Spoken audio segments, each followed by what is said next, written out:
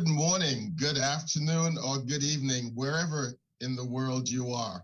Welcome to this 2021 edition of the Atlantic Dialogues. Today, we're going to talk about COVID-19 and debt for all. I'm your host, John Yearwood, the world and global editor at Politico in the United States. And we have four distinguished panelists with us today to discuss these very important issues. We will start with Rim Ayadi. And Rim is the founder and president of Euro-Mediterranean Economists Association based in Tunisia.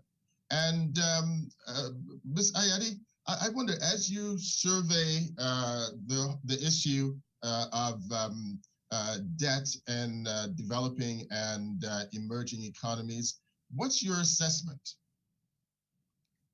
Good afternoon, everybody. Thank you, John. I just want to emphasize that the Euro-Mediterranean Economists Association is a think tank based in Barcelona. I am personally Tunisian, but that's all. Let me go over my assessment of the COVID-19 pandemic and the debt situation in the countries. So we are living a very exceptional periods. COVID-19 continues its successive waves and mutations worldwide, although there has been effort stepped up to vaccinate despite unequal distribution of the vaccines, and also despite the extraordinary fiscal, monetary, and regulatory support that has been really channeled over these years, although not equivalent in all countries, of course, because of the divergent fiscal and monetary space available in different countries.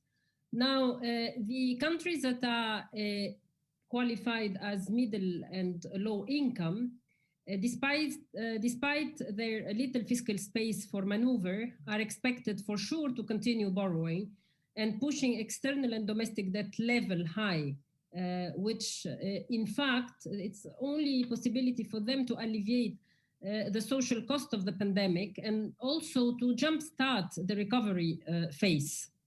Now, in emerging low middle income countries, where again the space is small, these countries might have to restructure external debt, and obviously the nexus between sovereign and bank risk will increase because they don't have any other way of doing it than to use their domestic banks for it. And then at the end, this external debt might end up being, in a way, financed in the short run by a domestic bank. And this is really a recipe for disaster, for sustainable recovery, and also crowding out effect for other needs for these countries. Now, in advanced economies, central banks are completely trapped, in my view, in massive monetary financing and also lax banking regulation, and they will have very hard time in the next months, probably years, to exit from this dynamic without hurting the economies. Now, event like, for example, the recent fallout of Evergrande and others that might even follow, while inflation it's on the ramp now, it's rising globally, and monetary authority is obviously pressured to taper and increase interest rates. This will obviously put further pressure on the corporate, on the economies as a whole, and then we might see increasing default rates if not supported by the relevant actions. So the outlook I see really casts huge risks on the future without a decisive global action that integrates public and private sectors, all working together hand in hand to reduce the economic and social hardship that we are going to see in the horizon. So the outlook here, John, for me, it's not very bright at all, although we might expect to go into a recovery path, but then recovery path which is underpinned in very high debt situations. I think this is something which we should be very worried about. Now, in the absence of a global comprehensive resolution framework that is that a kind of dealing with the recovery of the consequences of COVID.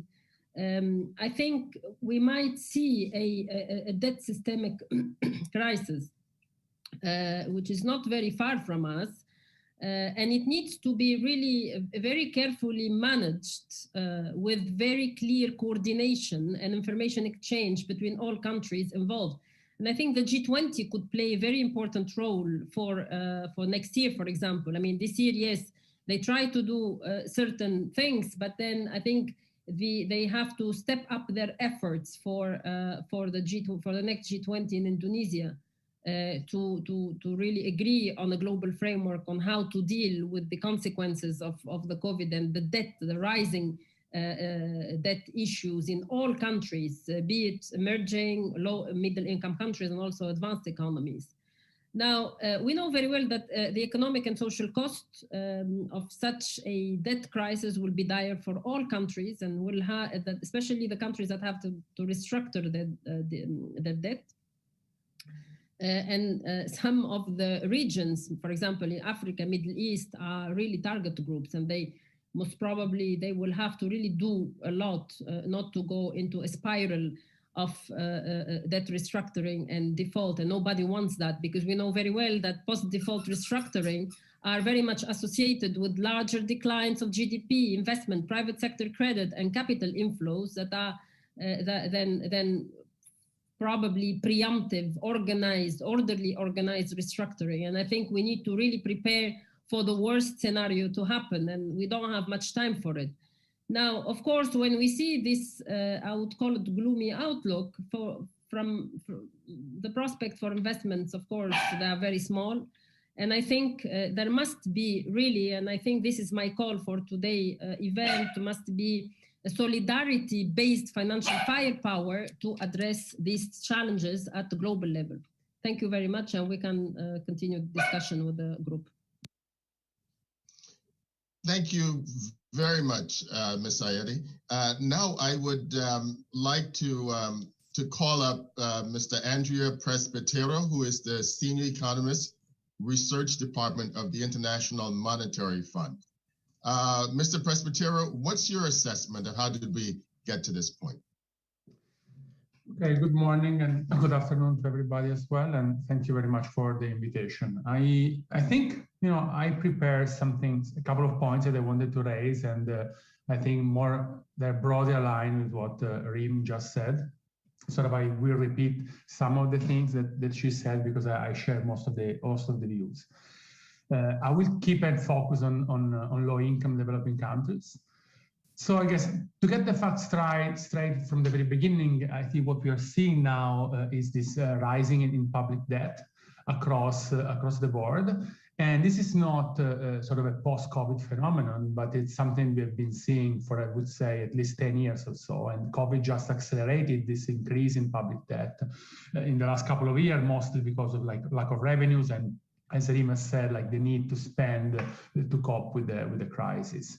And if you look at the numbers, for some of the countries, some of the poor countries, debt levels tend to kind of approach debt levels that we have seen before the debt relief initiative of the late 90s and early 2000s. So it seems we are going back to the past in terms of debt levels. Other than that, so not just an issue of debt levels, it's an issue of flows and debt repayments.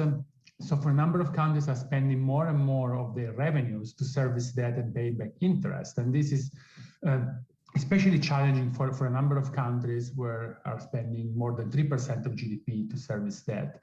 And looking forward, there are projection says that debt service is on the rise, and especially because we are in a conjunction in which countries have to spend more to try to mitigate the effect of the pandemic shock. This is going to be quite challenging.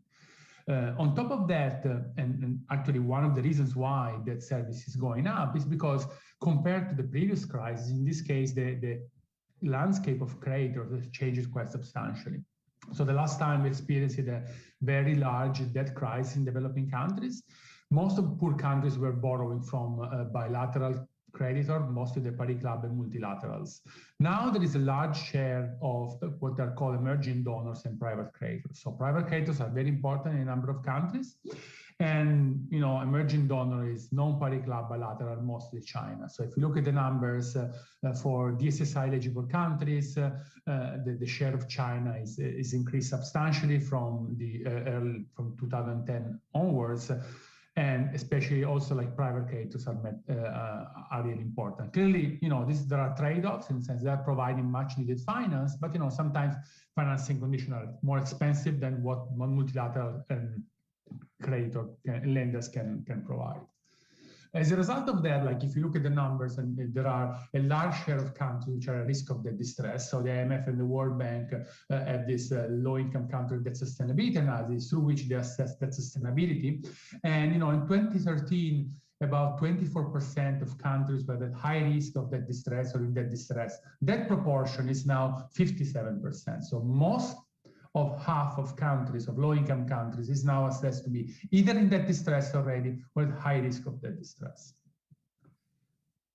So what is the outlook? So this is basically where we are at the moment. So where I see risks coming from two things. And I guess here I just reiterate what the previous speaker just said.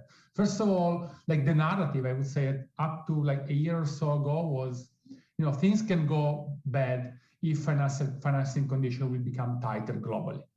And this is still a risk. It's probably even more of a risk right now. If you look at sovereign bond spreads, clearly they jumped with COVID, then they went down, but now they're increasing in a number of countries for, especially like in some cases for country-specific reason. I think of Ethiopia, for instance.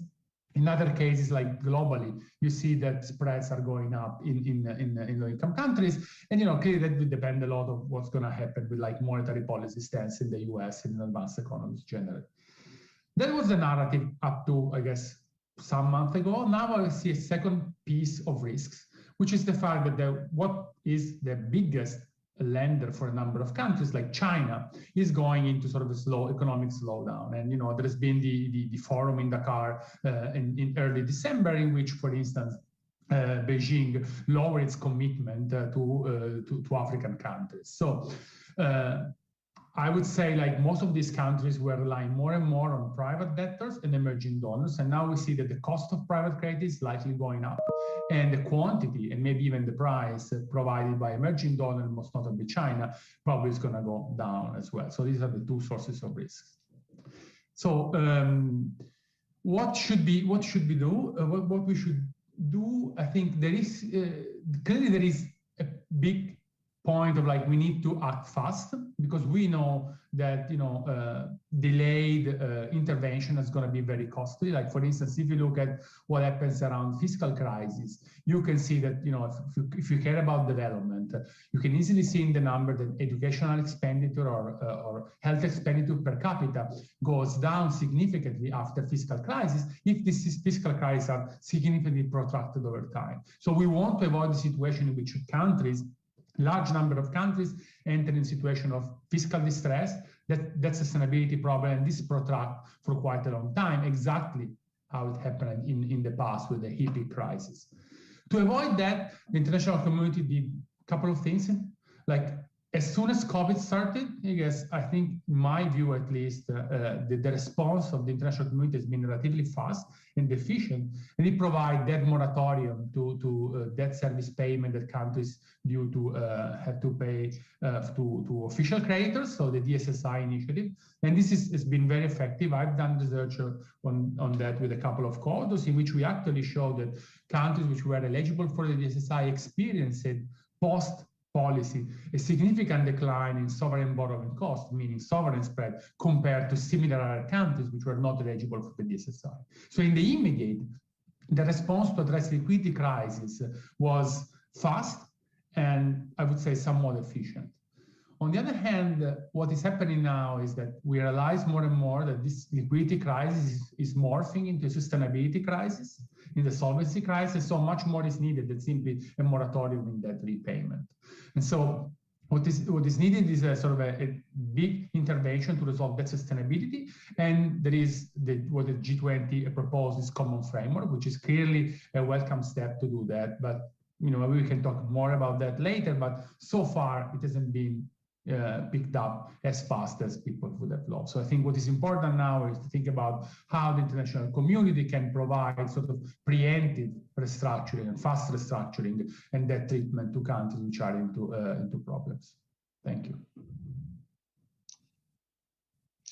Thank you very much, Mr. Presbitero. There's a lot there that you talked about that we would hopefully return to soon to help to unpack.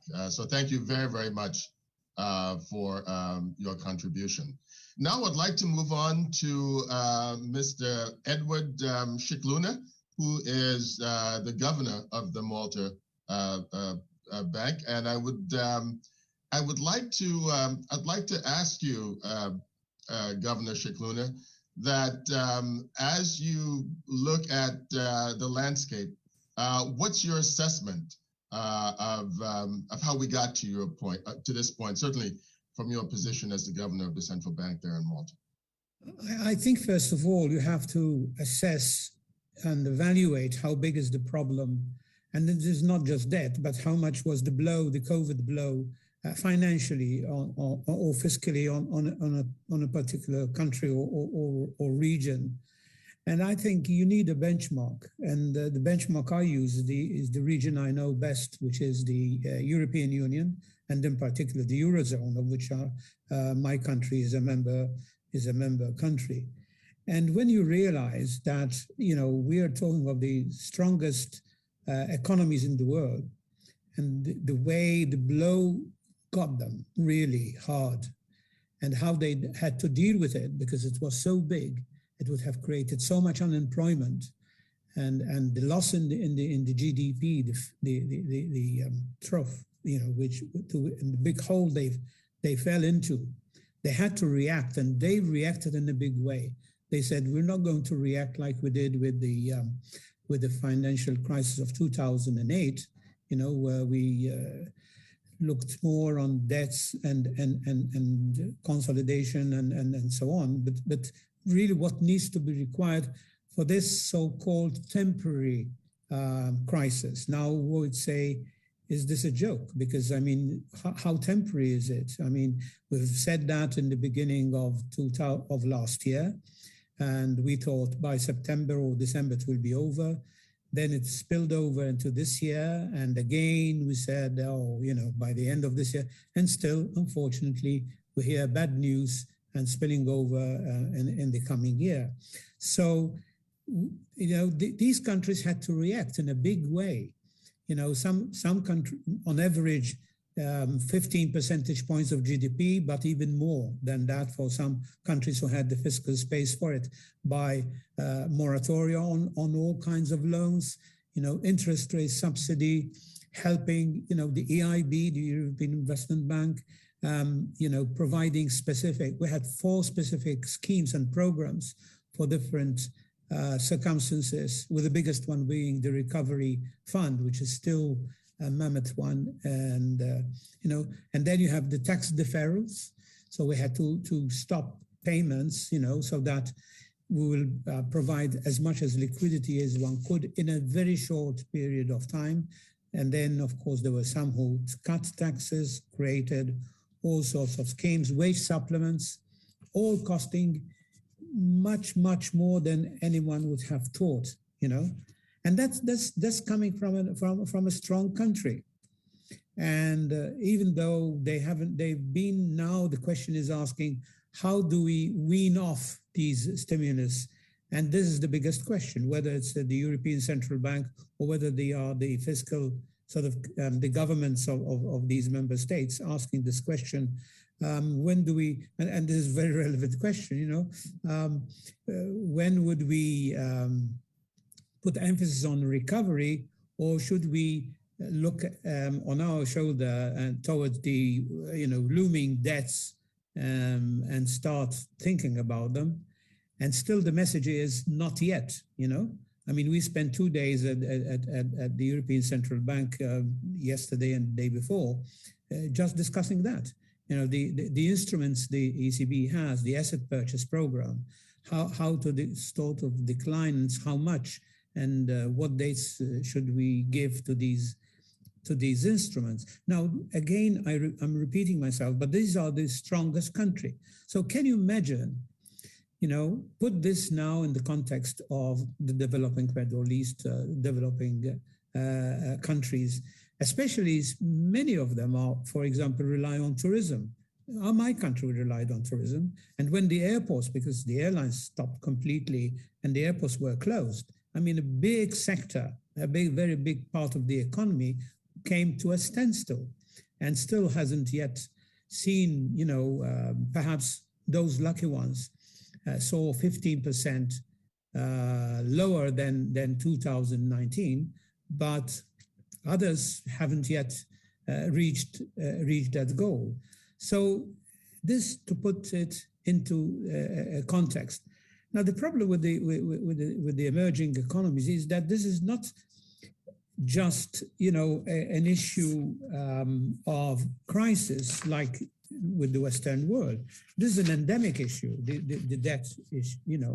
We've always started with aid, and then we went to trade, and then we went to, and then cheap finance, and why not use it? You don't blame these countries. That was the only way, they couldn't get it any other way. So there was this cheap finance, and they made good use of it. But obviously, this burden increased with time. And therefore, the fiscal space was narrowing and narrowing as time went by. And now these crises came in such a savage manner and hit their educational sector. The illiteracy is going up, the health sector, and poverty, has gone up, not surprisingly. So, and then the question is, what's new? In other words, it opens up this Pandora's box about development. I mean, you mentioned, it was mentioned about the architecture, what sort of institutional factor. I think this is a crisis, the previous speakers have said. And I would, just like a global effort and not so successful with vaccination, we need now, another one to look at moratoriums and rescheduling of debts, and it is the time for it. And it must be taken up at the summit, at the G7 or G20. There must be a commitment, a global commitment, which then the IMF and the World Bank will take up with that mandate and with that terms, in order to see what is required, because the crisis is of an enormous proportion, and it will continue increasing the poverty worldwide. It's already estimated by the World Bank increasing by, I believe, 97 million more than we've had. We're talking of extreme poverty. So the world needs, especially, there's always an excuse for people or governments in advanced countries that they are, how would I say, distracted from giving and aiding, because you always have the bigger problem at home. Protest about people who don't want to get vaccinated, spoiled people, you name it, and dealing with the stimulus package and how to, to get out of it and so on.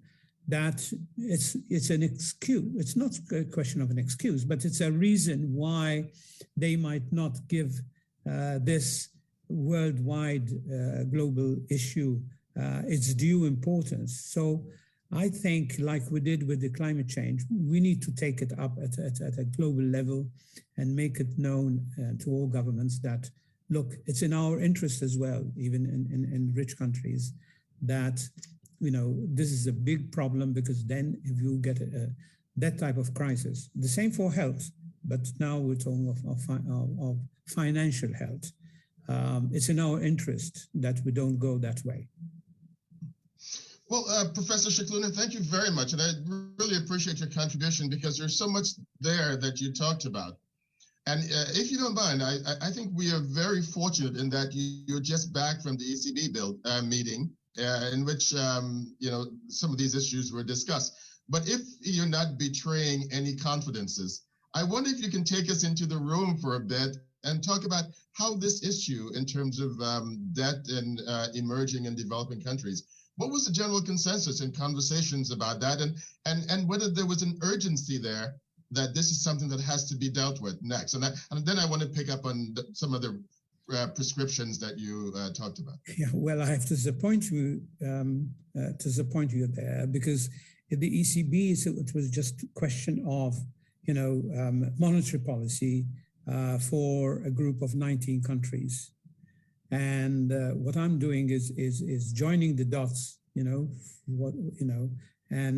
building the picture, which I have from other places. But you can refer to some less secretive sort of meetings, which are more public, are the Council of Ministers or leaders. At the moment, again, it's very unfortunate to admit that it's a lot of navel gazing and your own problem at home, looming so large. They are large, really, but it takes some bold people to get out of this, like we did with the climate. I mean, we have an excuse with the with the pandemic and so on, not to say, oh, not the climate as well on top of this, let's discuss it tomorrow.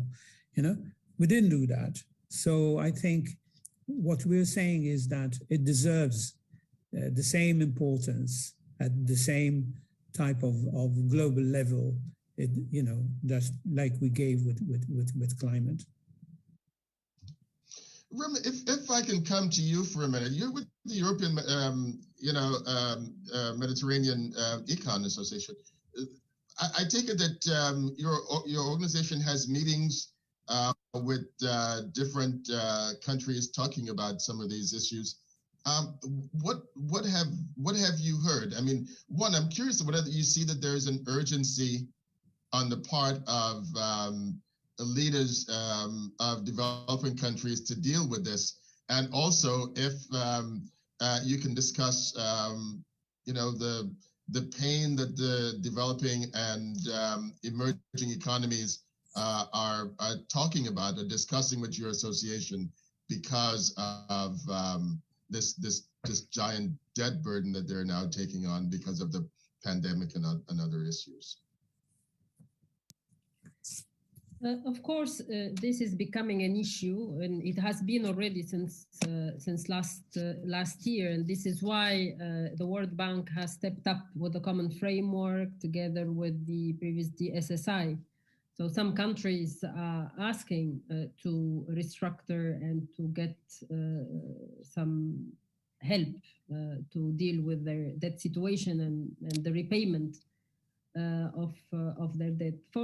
From the internal discussions, actually, there is one aspect which is very important, and we've been working on it also at the previous G20s, in which I was contributing, is on debt transparency. First of all, we need to better understand the real situation of the debt, particularly when countries like, for example, take China on some bilateral loans agreement that they formalize with certain countries are not disclosed, they are confidential. And this is also makes the overall debt burden not clear to the public. And I think at least now, because of the situation where we are today, the public must know what is the magnitude of the problem to be able to solve it and how to solve it. So this is the second question. First, we need to understand what is the magnitude of the problem. And then the second question is how to solve it. And the third question is who is going to contribute to the solving of the problem? And this is why I concur completely to Edward's comments that we need to have a clear global solution. But this global solution is not only public oriented, not only international organizations involved.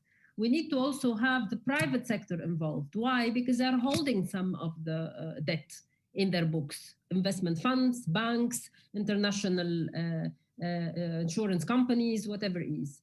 And this is important nowadays. They are around the table. It's not only about China having it around the table within the common framework, for example. And most probably this is why it's not working, as Andrea mentioned previously, or maybe it's not working enough.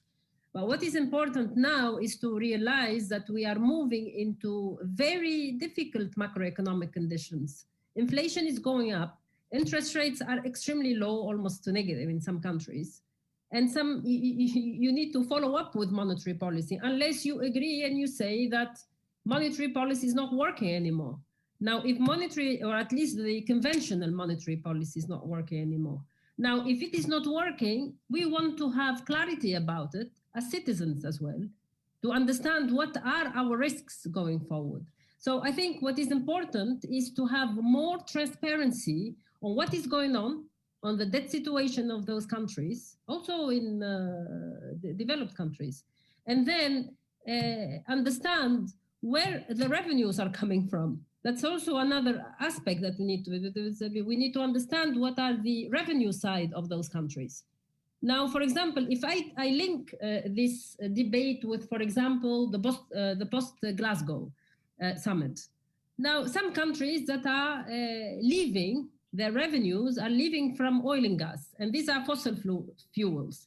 Take the case of Nigeria, for example. What are they going to do if their debt level is going up and they cannot change their economic structures in 1 or 2 or 3 years? So who is going to help or support? Okay, I don't want to use help because nobody helps, but support those countries to deal with the transition. So we are facing different types of risks. The risks of what I call the traditional monetary, fiscal, and risks that are linked to very high indebtedness, but also transition risk linked to the sustainability aspects, the transition to more sustainable development. So these are all interlinked, and we need to deal with them. But then again, we need to deal with them at a global level, and then all the countries have to be participating in the discussion tables because it's their future as well. So I think it's important to have this mindset to solve these issues. Well, I'm glad you mentioned Nigeria, and that's a really good example. But I want to, if I can set aside the government responsibility for a minute and all the action being taken at the G20 and G7, I want to come back to that. But there's also that significant part of it, which many of you have alluded to, the private investors. How can you get the private investors to realize that it's also in their interest to make it easier, either for many of these companies to repay or dare I say, forgive some of these? Because certainly these private investors are not in the business of losing money. What are you hearing? Absolutely. I mean, no investor would like to have its client losing money, for sure.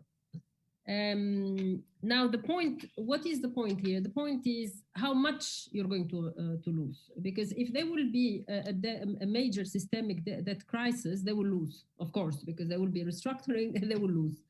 So this is why I mentioned preemptive restructuring. So preemptive restructuring, it means that you accept that you will lose, but then you at least modulate how much you lose. So it's not the same. So either you leave it with no plan, with no action plan, and then you will lose. And depends. So there's going to be depending on how much you are holding in those countries, or you start thinking upfront, and then you develop the worst case scenario and you decide how much you lose. And then of course you inform your clients that you're going to use, because everybody is seeing that there is a problem. And everybody will have to contribute to the cost, because everybody will lose. When we are entering into what I call a lose-lose scenario, because at global level, there has not been a clear and forceful and decisive action to support the countries that are having certain difficulties, then of course we will end up entering into a lose-lose situation. Now, the point here, who is going to lose and how much they are going to lose? and whether they want to enter into this dynamic whereby they have they organize a framework for preemptive and orderly restructuring. So it's like a resolution framework in a way, an orderly resolution, no? And I think this is something that needs to be put on the table and invite the private investors to discuss. It's not only, for example, about the Paris Club, who are countries that are holding the debt of the certain countries, and the common framework. So no, it needs to be opened up to other players, or the private players. And then, of course, the private players, they are committed to transparency. There is something which I think, again, I repeat, that transparency, it's becoming a reality. I mean, some of the big players, they are, in a way, they are sharing their data. Now, to what extent this data is going to be seen to the public, that's another debate. But now the OECD is collecting certain data about the debt exposures of certain countries. But of course, it's not complete. It's not historical, and at the same time, okay, we can say it's a first step. But this is also a first step to responsibilize, if we can say as such, the private sector on their holding, because at the end of the day, private sector, they want to be engaged in certain debt. I mean, the risk premium is extremely high, and we know it. In some countries, it's extremely high. But then the reality is today, even this risk premium will have to be rethought. We have to have a serious thinking about what is risky from what is not risky, because I think this is something that needs to be researched and understood, because for me, it's more a perception of risk rather than the risk profit. It depends if you have a support or a mechanism that supports you and then that can allow you to repay back your debt at a lower rate because you are doing it for sustainable purposes, or linking to sustainable development purposes, and it is part of the recovery post-COVID, then of course you might be able to reduce that risk premium a bit. But then at the same time, you have to abide completely to transparency principles. So you cannot just go and borrow or over-borrow on the right when nobody knows what you're doing with that money. So the money that you borrow has to go for a specific purpose. And this specific purpose, it's for sustainable and purpose that creates what I call the multiplier effect for the economies. And with this, you can aspire, at least in the next 5 to 10 years, to attract investment, foreign direct investment, and also you attract domestic investment. So this is all have to be thought. And I think without private sector, in my view, it's very difficult to achieve all of this. Well, Rem, thank you very much, and I'm glad you mentioned transparency. And I want to go to Andrea for a minute, because in his presentation, he brought up the whole issue of China, and there are a number of issues around that. The transparency being an important one, but one of the things that you talked about is the fact that we're seeing that China reducing some of its lending. What impact is that, do you think, having on in many of these developing economies? Yeah, no, I want to say that we're not seeing anything yet so far, and it's more like sort of declaration statement or like rumors. It would be interesting to see what's actually gonna happen, in the sense that you can hear people tell different stories. No, so one, it's that one, people could expect the exposure to decline because of economic slowdown, loss of interest. Other people could actually argue that those are sort of strategic investments, so they could sort of hold to them. So I don't know exactly what to expect. I would flag as a risk, at least, that part of financing, which has been like of growing importance for some countries, not overall, I would say. Like some countries are rely a lot on Chinese lending, other less. At least for some of these countries, that could actually be a problem, and that's I guess it ties very well with the discussion on transparency, which is I would say it's not clearly an issue of China per se. It's a much broader issue. Clearly for China, it's been sort of popularized and it's been on the news. There's also a lot of research about that. There are people who are sort of try to uncover what is sort of called hidden debt. So they were able to find a sort of estimate sort of part of the debt which is not recorded in official flows. And as myself as a researcher, I try to work on these issues, and there are up there like different sort of data collected by different people in different ways. Some more systematically from official sources like the World Bank collect all this exposure that the countries has, or you can collect from news or from the Chinese part, and you can come up with very different numbers, especially in some countries. So because that's a big issue, but I second what Rim has said in the sense that it's well beyond China. Like again.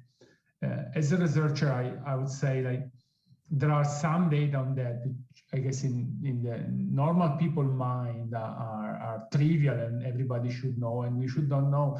I think it's very important probably at the end of the day, like it's really like an issue of democracy in the sense public debt is money, it's taxpayers' money, and we should know, we as a citizen, we should know exactly where this money, when our government is borrowing.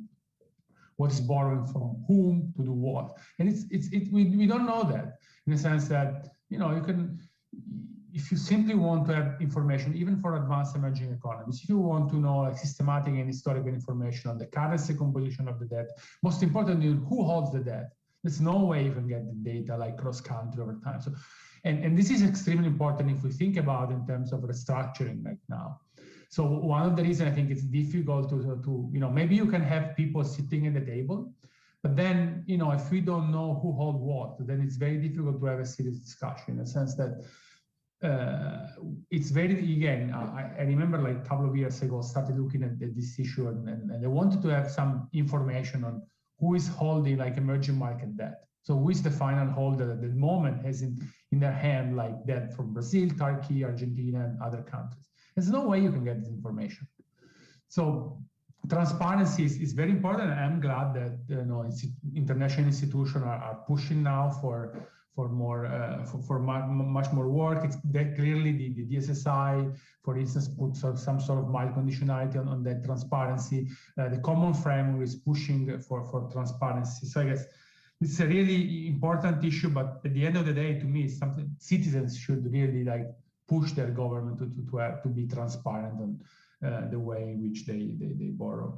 And finally, if I can like react to a couple of issues, like I agree on this. It's clearly the private sector is super important and it needs to be part of the game. And that one of the reasons why sort of the DSSI was not enough is simply because just dealt with sort of suspension of debt repayment to the official creditors. If we want to do more now, we have to have the private creditors. And I totally agree that, it's in the interest of both debtors and creditors, like both speakers said, that, we arrive to some sort of agreement on some preemptive restructuring. Exactly because, if you do it at the end of the day, as Rim said, like everybody's going to lose. If you do it preemptively, you can lose less.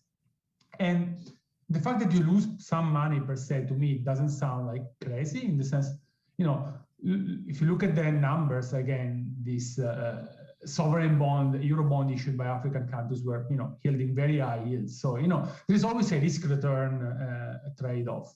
So the return were very high, there is some risk, there is materialized, you lose some money. So it doesn't, the fact that you have to like have some sort of preemptive restructuring, which is maybe just a lengthening of maturities, a reprofiling of the debt with some small NPV reduction, you have some cost. That's not like crazy. So we shouldn't think of, it's impossible that everybody lose money. Clearly, it's a risky business. You go into risky business, you can lose some money. It's the point that, you could take control of that. You can decide to try to get an agreement which is in the interest of everyone. And the last point is, which goes a little bit on how we should do things looking forward, and on which I think there is some discussion, but not so much.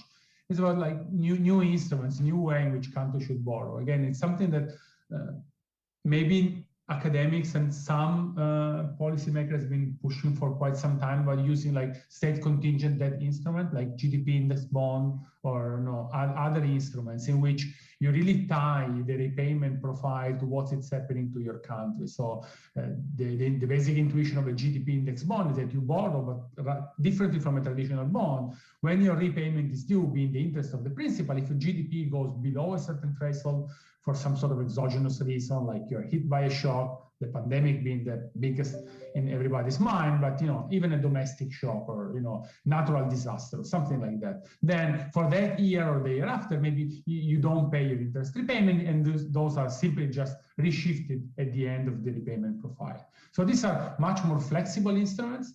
It has been shown, at least in theory, that they should work very in a sort of very efficient way. So far, there is not much demand for that. There is not much market. They are very expensive. I remember the case of Mexico. But, I think this is something which we should work harder and think harder, because these are, in my mind at least, a natural instruments to help countries borrow and at the same time deal with vulnerabilities. We can't think that vulnerabilities and exposure to shock will go to zero tomorrow. And so I guess countries, low-income countries, are by definition much more vulnerable. Otherwise, it would be advanced rich economies. They're by definition more exposed to shocks. And so they need to borrow in a way that helps them deal with shocks. Well, thank you very much, Andrew. If I can stay with you for a minute and ask about, there are critics, of course, who would say that organizations such as the International Monetary Fund and others, to some extent responsible for or a contributing factor to some of these developing and emerging economies sinking or being buried under a world of debt. What do you say to those critics? Well, first of all, I would say that everything that I say is my own personal view. It doesn't reflect the view of the organizations. I should have said at the very beginning. No, this is a tough question. I think, my view is that, especially after the debt crisis of HIPC-MDRI, there was some sort of consensus that, for instance, that I've seen a bit less now about this, the need for sort of responsible lending. So I guess at the time, at least, and that was when I was studying, I did my PhD studying issues on debt relief in Africa. Yes, I guess people were blaming, or at least some people were blaming countries to be like heavily indebted, and so why advanced economies, international organizations should step in to sort of pay and for past mistakes. And then I guess what came up afterward was this idea of like the fact that some countries end up in high debt is not necessarily a problem of the country. It's also like creditors' responsibility, and so creditors should lend in a responsible way. So I think this is important. I wouldn't go far as saying that international institutional creditors are responsible for some countries being with very high debt levels now, but I think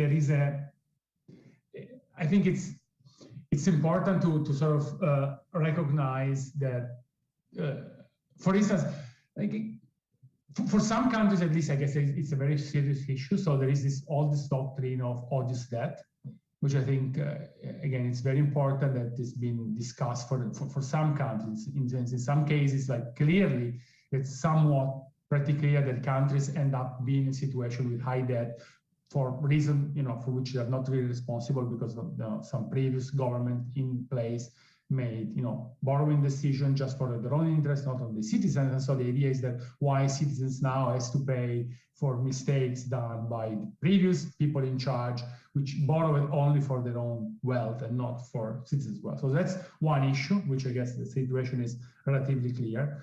In the other situation, I guess it's always a mix of like clearly bad policies clearly matters. It's a matter of shocks, bad luck. I guess there is research on that. So how much the stock of debt now is the result of bad policies versus bad luck?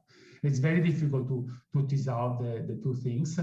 But yes, I guess the effort done by international institutions and bilaterals to try to come up with a solution in some sense, it's a way in which they signal that there is an openness to try to resolve the problem for the very same reason that, it's really in the interest of everybody. So like not resolving the debt sustainability now would mean leaving countries in an unsustainable situation, leading to possibly disorderly default. And that's clearly costly for the countries, but it's costly for the all creditors altogether. So I think it's important that at the highest level, meaning the G20, that there is sort of recognition that fast action is needed. Thank you very much, Andrea. Professor Schicklin, I want to come back to you, and you talked about something that I don't want to be lost. And in fact, I would like our other panelists to weigh in on what you said in a few minutes. But you talked about there is this big effort now to provide vaccines, right? So that folks in developing countries can at least have the shots. But after that, there should be a massive effort to focus on debt that a lot of these countries are going to have to are already dealing with. How optimistic are you that there will be the will and resolve on the part not only of the governments but also the private investors, which we have talked about, to do that? But it's a unique idea, and it's something that should be that sounds like would be urgently needed right after the vaccines. Well, in answering this question, you become a little bit less optimistic, because looking back, you realize that, when you're talking of developing countries, you cannot not open that Pandora's box with so many factors, which contribute to development or lack of it. So without belittling the debt crisis or problem, which I shouldn't, and I don't want to, it's serious enough. It is not, in a developing country, it's not that simple. In other words, you cannot exclude the development issues, which we are familiar with, which are so many of them. You cannot avoid them and say, let me focus just on finance. You can't. Even in an advanced country, if you look at the debt, how big is the debt? How big a burden is it? You cannot answer that unless you know what is the rate of interest, the market rate, and then compare it to the growth rate. And if your growth is quite high, then, the burden will be less and less so, because, that famous equation of the R and the G, that the higher the rate of growth, the lower is the burden on the debt burden on the GDP. Even in an advanced country. Now, of course, that applies to developing countries as well. But in the developing countries, they're a question of the institution and governance. So while, we're in an advanced country, we're talking about, shall we spend more and increase the debt, but, in order for the recovery to take place? And we are somehow very confident that by spending that amount of money on that sector, whether it's the airline or whether it's the airport or manufacturing or logistics or the harbor, whatever, you're going to see a return in the immediate future or, the medium-term future. While in the development, there's so many other factors that unless they kick in, that's all that expenditure will not give you the return. So that increase in the debt, the burden is much, much higher, because the chances that it will contribute to growth, which will then be able to reduce the burden of that debt in that country, are remote. So you cannot, and that's why, some people don't like them, or countries don't like it, but international institutions insist on conditions and good governance and reforms, structural reforms. It becomes almost like a cliche. But we expect them in the European Union. Why not in Africa or in other countries? In other words, to make sure that investment will render, that you need to strengthen the institutions, and that's where developing countries or poor countries tend to be weak, unless property, there is protected, unless you have a judiciary which is independent, and so on. So although you're talking about investing and loans and the institutions, fine, I cannot not underline the importance, and this is the subject of today. But I'm saying, don't ignore the other one, not to distract ourselves with them, but they are very important, very relevant, and unless you have good governance, which is quite a wide word, but you will not get that return. You mentioned Chinese investment. The little bit I know in my previous life as a member of the European Parliament, when I was an election observer in many African countries, all I remember is that, I was always proudly shown around projects made by the Chinese, whether it's a harbor, a tunnel, a highway, or an airport, and so on.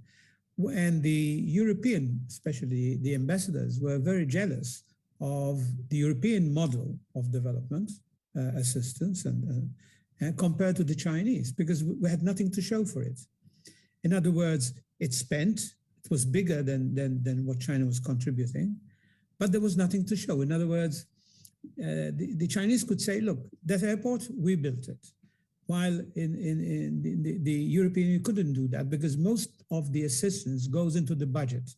And the budget is spent, as usual, on good causes, education, health, and so on. And however, it was more prone or open or exposed to corruption.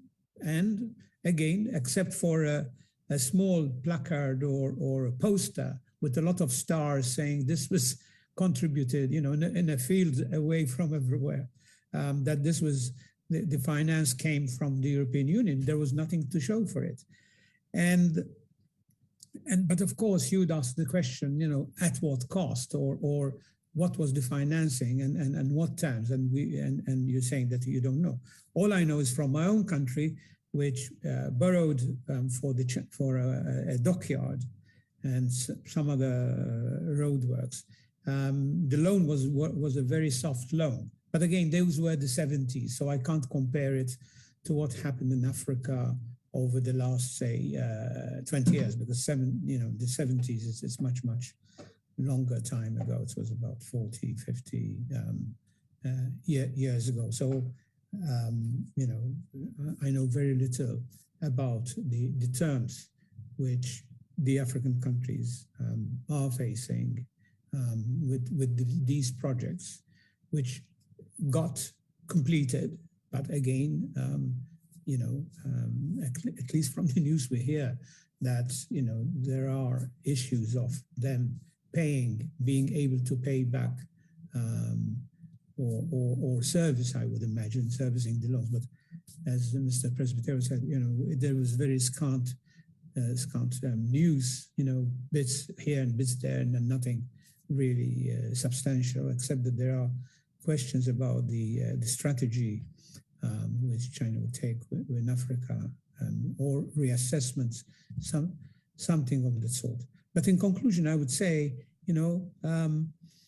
the development issues cannot be ignored, because otherwise, we'll be very disappointed. Of course, this is needed.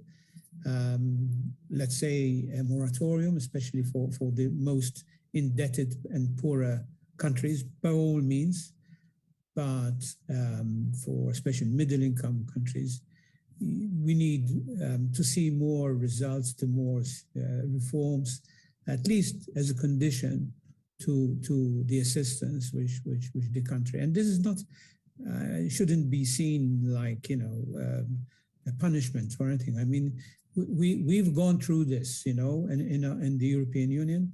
And I've seen it at first hand that reforms give you a very good return. So, all these sacred cows which do not make sense, they have to, this has to change, and it's a change for the better, and that will allow, financing and the whole financial system to work in a much better environment, and would attract more investment. I mean, the ease of doing business relies very heavily on good governance.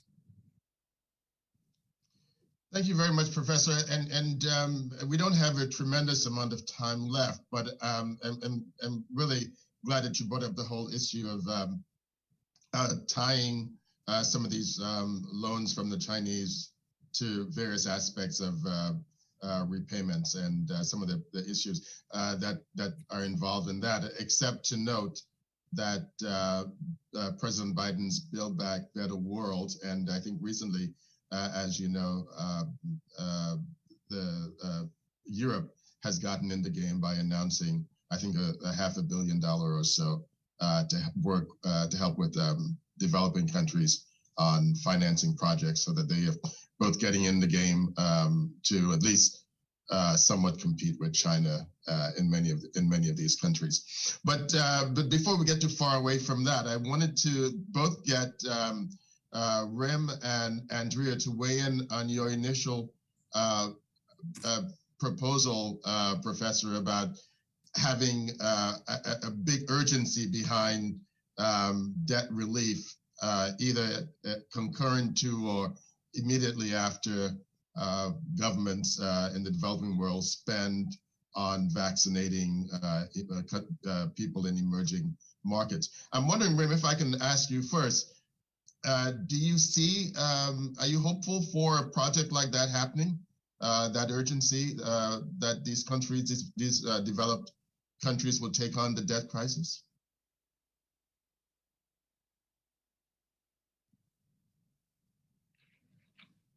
For sure, there should be several mechanisms and strategies for going out from this, not only health crisis, because this is not over, or at least the way we thought it would be over, but it's not. I think we need to move into a more speedy vaccination plan, and we could see that this is not about one vaccine or one dose. It's about a repetitive process. It means that those countries will have to have the local facilities to produce vaccines as well. And I think this is what we should target. This is not about importing vaccines or hoping for the COVAX to maintain the needs of all the countries in needs, particularly if we want to re-establish the global movements, people movements across the globe. Okay, so less restrictions in that sense. So it means that most probably everybody will have to have at least the access and the availability and the good price for the vaccine. So this is especially for countries that have to pay for it. Now, this is one point. The second point, in terms of the mechanism, again, and I said it at the beginning of my talk, it's important to have a global mechanism which accepts lower risks of returns for more sustainable recovery post-COVID. And this has to be in a full agreement with the private sector, because they have to accept this type of lowering the expectations for the risk premiums that they have been collecting for many years, but then at the same time enhancing also the sustainability of the use of those funds for not only for recovery post-COVID, for example, projects related to health sector, education, digitalization, the pillars for resilience. I think we have to think pillars of resilience. And number four, what we need to think of is also readjusting the expectations for the risk premiums in certain countries, and for the benefit of a longer-term sustainable path for those countries, at least not to for them not to default. So this is also some aspect that need to be dealt with very seriously. But then again, what you need the support from IMF, for example, under the SDR usage. I mean, probably some of the SDRs that are allocated to developed countries should probably eventually reallocated to developing countries, because it's not enough what the developing countries have. This is number one. Number two, maybe also the World Bank. And number three, you mentioned the EU, European Union, for example, particularly for Mediterranean and Africa, they have partnership agreements. There is the multi-annual financial financing plan, which up to 2027, full with guarantees and with financial instrument, could be eventually used in close collaboration with the IMF, with the other players who at least who share the same principles for those countries. And I think this is important, in my view, to use the resources available and to pull them together, pulling the resources together, not having fragmented efforts and everybody is doing a small thing, 1 billion here, 1 billion there, 3 billions here. We need to have a collaborative strategy and action plan for those countries to move on. And this is good for everybody. So this is my view on it. Thank you. Thank you very much, Rem. Unfortunately, we're close to being just about 5 minutes left, Andrea. So if you can certainly address that issue, the urgency that the professor talked about in your question. But I wanted to ask the final question, and I wanted to get a sense from each of you on how can the infrastructure, the international architecture actually be reformed to reduce the risk of future debt crises? And we'll start with you, Andrea. Yeah, that's a $1 million question. I think this discussion has been proposed and done many times in every different round. I think trying to connect the dots of what has been said until now, clearly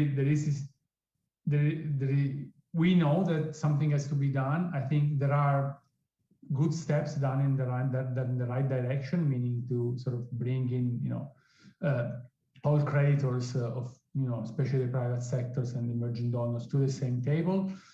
We need to provide the right incentive, and the right incentive, for instance, exactly making clear that, the risk-reward, risk-return trade-off that has to be made very clear. And as I said before, I think I would like at least to see a framework, a lending framework going forward that put more emphasis on innovative ways of lending and in instruments. I think that's going to be very important.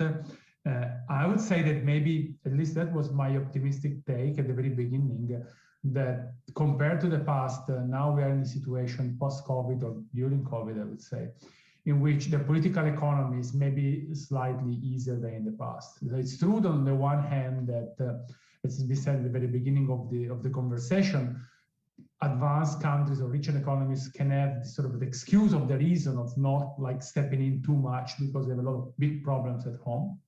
On the other hand, compared to the past, it's difficult now to make the case and the argument that poor indebted countries are in that situation because of their own mistakes. Clearly, there are bad policies, there has been mistakes, and I totally second what Edward said about in terms of clearly putting conditionalities when you lend, push for reform. So countries can always do better, but now clearly there is this big argument that this big increase in debt is because of the global shock, exogenous shock. Everybody has to step in, and we need to resolve that. So I guess the political economy is probably a little bit easier. And finally, I think in one piece, a couple of pieces which has not been mentioned so far. One is, I think the common framework is a good thing, and we should push for that. But it shouldn't be like a common framework for debt treatment in low-income countries. It should be a common framework for debt treatment for everybody. So I think it's important to avoid the stigma of saying, oh yes, we have this framework and developing countries deal with that, and then there are the Argentinian of the world, which is a different thing. So we want to avoid stigma attached to that, and we want to divide an international architecture which is good for everybody. And finally, I think, again, looking forward is debt management is very important. So I think we haven't mentioned that. I think, there are clearly capacity issues, especially we want to push for new instruments. And now countries have not to deal with the World Bank and the IMF and the African Development Bank, but they're dealing with private creditors, they're dealing with Chinese, they're dealing with India, with a number of countries. So investing in debt management capacity is extremely important. Great. Thank you very much, Andrea. Professor, why don't we come to you next in terms of, I know you sort of mentioned it, you teased it earlier in your discussion, but how do we, end these debt crises? I know I'm showing my age by saying this, but 50 years ago, I asked that question to my English professor. And he said, I'll take another 2 questions, and then he did not answer it. It was about the restructuring of the IMF and World Bank. Can you imagine? Since then, you still have a World Bank, whose president is still from the United States, and an IMF whose president, we call him, a different word, is a European. And even changing a constituency, a group of countries is almost an impossible thing. So I think it's not a question of giving up. I mean, it's political, and it's really, really hard for changing the architecture. But if you look at architecture in a broad sense, yes, we need to seek at new initiatives. I mean, the latest one was quite successful. The allocation of SDRs, this is new money. By the IMF, allocated them, with giving them, to all the countries. But of course, they were a godsend to the developing world, and also allowed richer countries to give their allocation or part of their allocation to poorer countries. So it was a new initiative. It was quite a success. We didn't have time to talk about it, but a successful initiative. So yes, we'll have to find these types of schemes. Of course, ideally you change the institutions, but if after 50 years, I've seen very few changes, I'd rather look at being innovative, like in technology. They don't try to fix a taxi, you get Uber. You don't try. Forget about the old technology and get a new one. I think we should do the same in this sphere as well. Rem, coming to you, do you agree? Should we just get a new one altogether, or should we fix what we've got? I don't know if you want to do a new one or you keep what you have. I mean, for me, there are 3 main elements. Number 1, transparency of debt. Number 2, and also not only sovereign debt, sovereign and corporate and everything. If we can have transparency all over, I think this is important, because also we need to keep in mind the nexus between the corporate, the sovereign, and the banks. This is important. The second is the use of funds. So when you borrow, what do you do with the funds? I think this has to be also very transparent to the citizens, because at the end of the day, what you want is that the money goes to wherever it should go, not to wherever it should not. Number 3, and I think, again, and I fundamentally believe that this crisis is massive. The public sector cannot deal with it alone. And this is why the private sector is key. So these are the 3 points. So whatever framework you want to devise, you need to have these 3 things in. That's all. Thank you. Well, Andrea, Rem, and Edward, I thank you all for a very enlightening discussion this morning or this afternoon or evening, where in the world you are. And I would like to invite those who are watching to come back for other discussions at the Policy Center during these Atlantic Dialogues. Thank you all very much, and have a good day. Thank you, John. Very much. Thank you. Thank you. Thank you. Bye.